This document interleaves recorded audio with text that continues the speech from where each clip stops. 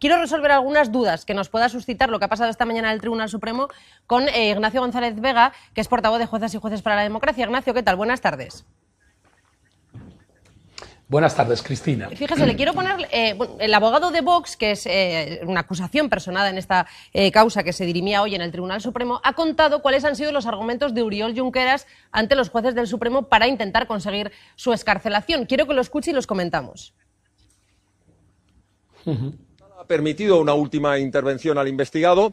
Él ha vuelto a reiterar ese argumentario de que es un hombre de paz, de que es un hombre que solo busca el diálogo, la negociación, y ha apelado a su condición de hombre creyente. No es un argumentario de una defensa penal, sino que es más bien una manifestación legítima por otra parte, pero ajena al derecho penal en el que nos encontramos. Ignacio, ¿cómo interpreta usted este tipo de argumentación de Oriol Junqueras? Porque hay quien nos decía ahora, bueno, pues eso es porque como le acusan de incitar a la violencia, pues de esta manera se presenta como un hombre de paz. Pero ¿este tipo de argumentos son válidos de alguna manera ante un tribunal? Bueno, yo creo que en primer lugar hay que decir que el abogado de Vox hace una valoración de lo declarado por el señor Junqueras ante el Tribunal de Apelaciones, ¿no? Eso es lo primero que diría. En segundo lugar, invocar creencias religiosas, motivaciones políticas, creo que en este caso está fuera de todo lugar porque los jueces deciden en derecho. En tercer lugar, el punto crucial del auto del señor Llarena y en base al cual el señor Junqueras está en prisión radica en el riesgo de reiteración delictiva. Y ahí es el punto, digo, crucial.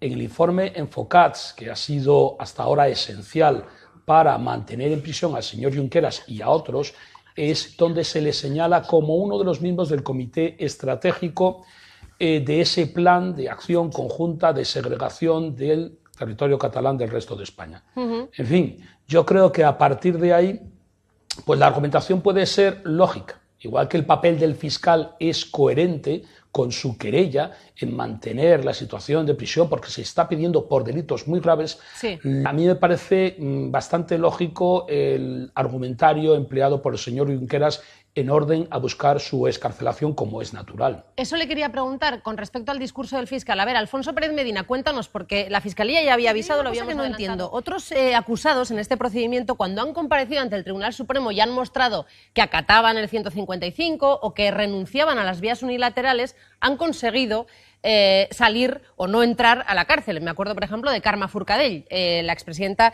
del Parlament de Cataluña. En el caso de Oriol Junqueras, ¿cuál sería la diferencia? ¿Que a él se le atribuye un papel más nuclear en todo el asunto de la independencia? ¿O que no es lo suficientemente contundente ante los jueces? Yo creo que es más bien lo primero que lo segundo.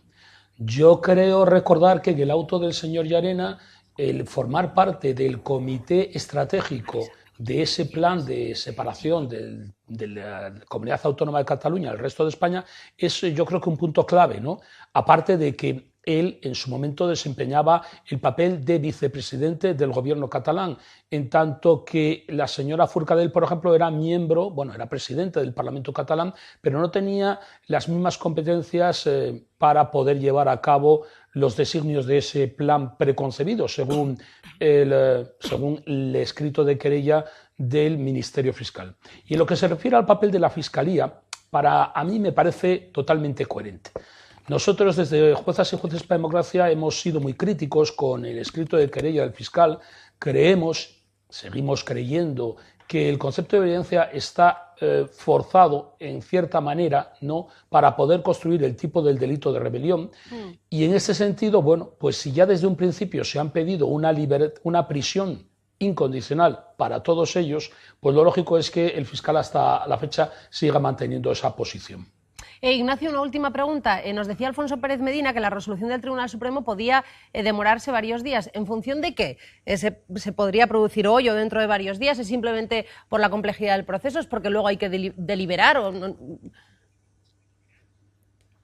Pues sí. hay que deliberar, a diferencia del juez unipersonal, el señor Llarena, que lo único que tenía que hacer era redactar el auto. En este caso, en primer lugar, tienen que deliberar los 3 magistrados y después el ponente redactar el auto, volver a discutirlo y, en fin, que eso puede llevar más de un día. Estamos en un asunto de una gran trascendencia mediática y de una importancia vital hoy por hoy en la historia constitucional española. Y bueno, creo que 1, 2 días, 3 no va a ser algo, teniendo en cuenta además, bueno, pues que hay otros que han pedido comparecencia ante el juez y está señalado ni más ni menos que para el día 11 de enero. Por cierto, ahora sí quiero hacerle una última pregunta sobre un asunto que hemos contado hoy en Al Rojo Vivo, que lo publica Voz Populi y que nos ha parecido especialmente escandaloso.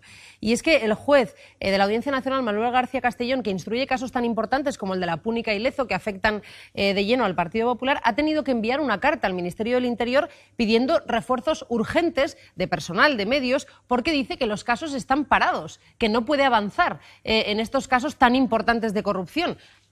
Tengo entendido que esto no es normal. ¿A usted qué le sugiere?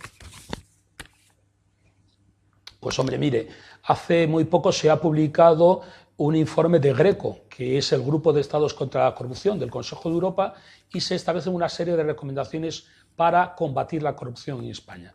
Y ha tenido que haber un toque de atención a las autoridades españolas porque de esa serie de recomendaciones que se han hecho ya hace un año, pues el Estado español todavía no ha atendido a la mayor parte de ellas precisamente para combatir la corrupción.